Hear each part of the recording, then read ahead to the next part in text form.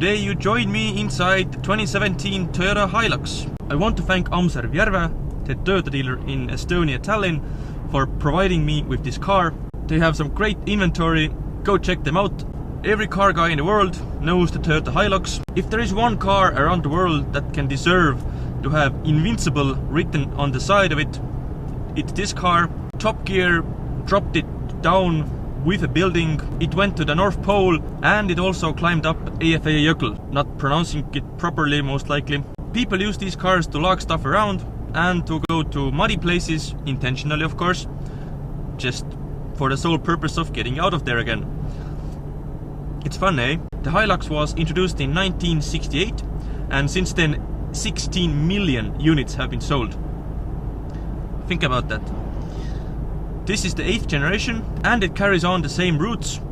Its same tough, rough nature, go anywhere spirit. There's a joke around off-road people. Jeep owners say that they have a winch. Toyota owners say they have a Toyota. You see where I'm going. This car basically will not get stuck. Under the hood, or the bonnet, you will find a 2.4 liter diesel engine that produces 110 kilowatts or 150 horsepower.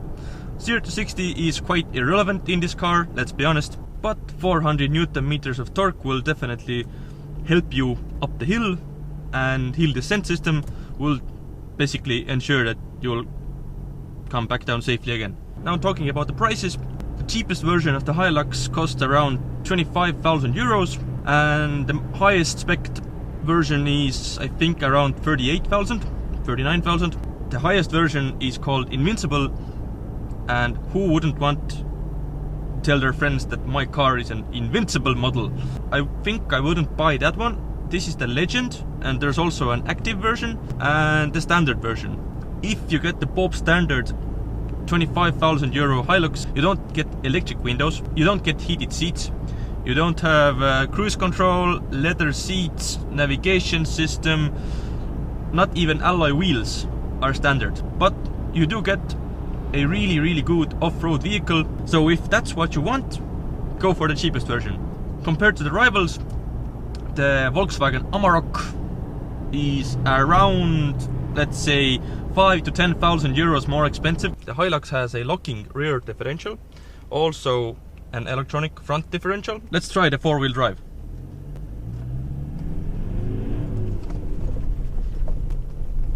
It is quite jumpy, I have to say, but I am with full comfort driving on open sand, no problem.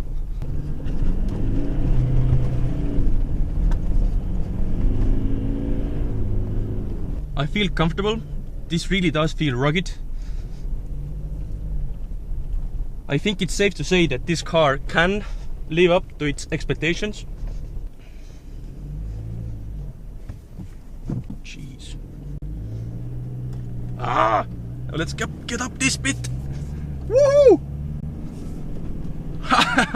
No problem. This car likes the sand. It sort of feels more bouncy than I had hoped. It's not a compliment to this car. I think it should be a bit more soft. Hee. Okay, enough fooling around.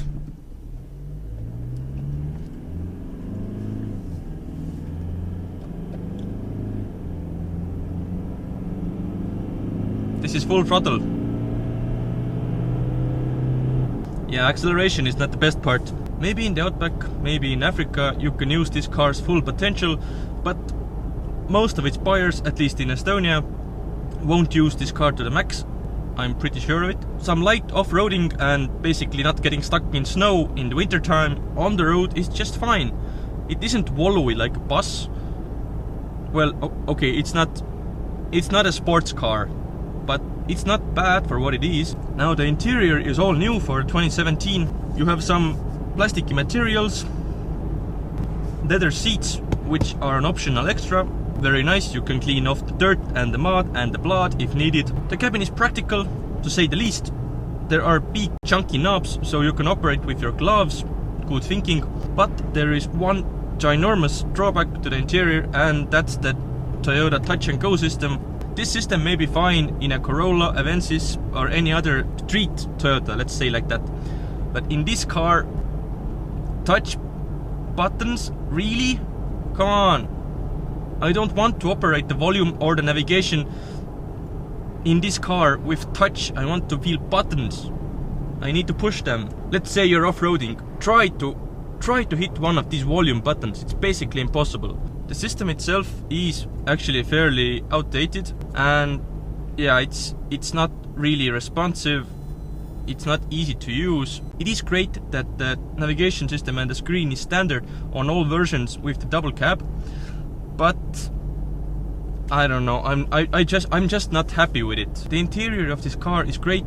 You even have handlebars, although I don't get the logic why the driver needs this handle. The passenger, of course, why not, but why the driver? Why would you hold here, not the steering wheel? Doesn't make sense, does it? So, if you look past the screen, the interior is great, leather quality is good, the seats, they're very soft and comfortable. This particular version has the hard top for the load bed, a really useful feature. Unless you want your stuff stolen, this is a good option. Massive off-road tires, 18-inch wheels. Now to open the load bed, there is a special lock. You turn the key and it opens, and this one is also down. It feels rugged. It can hold all of my camera gear, no problem. Sitting at the back, it's a bit of a climb. I am 178 centimeters tall. There is decent legroom, not by much. Headroom is also decent, but the materials are the same in the front as they are in the back. Also, and just as in the front, you can hold on for dear life if the driver decides to go off-roading. Interior design, as I said, it's practical. You can't even say it's boring. It has all these different lines. Although I dislike the screen itself, I like the way it designs the interior. And now we come back to the driving part. As I said, the suspension is a bit juddery, especially in the back. I don't know why. It sort of jumps around. Off-road driving is very easy in this car. You don't feel any bumps, you just drive over them. The engine note, while standing still, is actually quite impressive.